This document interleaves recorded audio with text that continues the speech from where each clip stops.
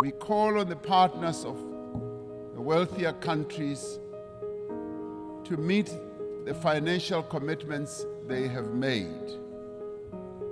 It is a matter of great concern to us from the global south that these wealthier countries in the global north have failed to meet the undertakings they made to provide $100 billion a year for developing economies to take climate action.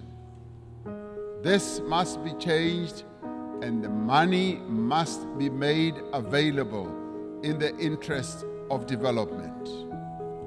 In particular, we support the call to tackle debt and debt distress that many countries, particularly in the global south, are burdened by.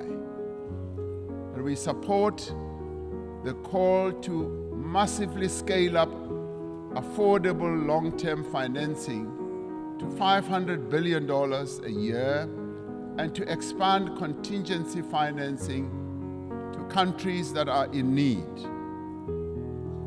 It is a grave indictment on this international community that we can spend so much money on war. And in fact, trillions are being spent on war, but we cannot support action that needs to be taken to meet the basic needs of billions of people in the world. Needs such as addressing hunger, health, empowering women, and making sure that there is development in countries that are vulnerable. The achievement of the Sustainable Development Goals depends fundamentally on the empowerment of women in all spheres of life. Social and economic progress will not be possible unless we end gender discrimination. We must pay particular attention to the provision of adequate health services to every woman, child, and adolescent. The essential human qualities of innovation and adaptation must be evident in the actions we take to prevent the destruction of our planet. Africa is warming faster than the rest of the world. We are told that the 20 climate hotspots in the world that we have, we find 17 of them in Africa.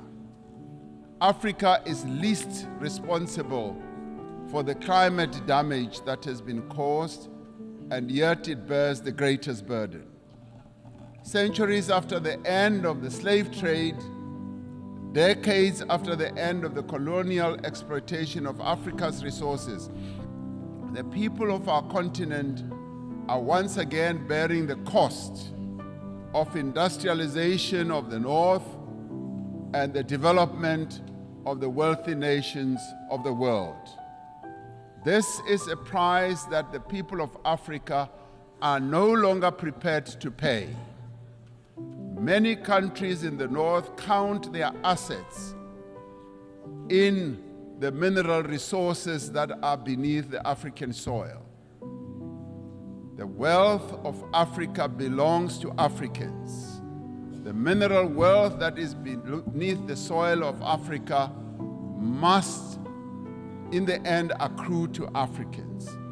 African countries, alongside other developing economic countries, need increased financial support to both implement the 2030 agenda and to achieve their climate change goals in a comprehensive and integrated manner.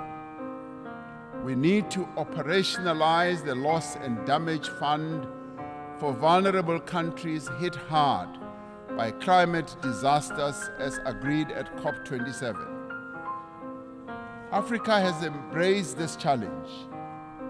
Africa is determined to deploy smart, digital, and efficient green technologies to expand industrial production, to boost agricultural yields, to drive growth and create sustained employment for Africa's people.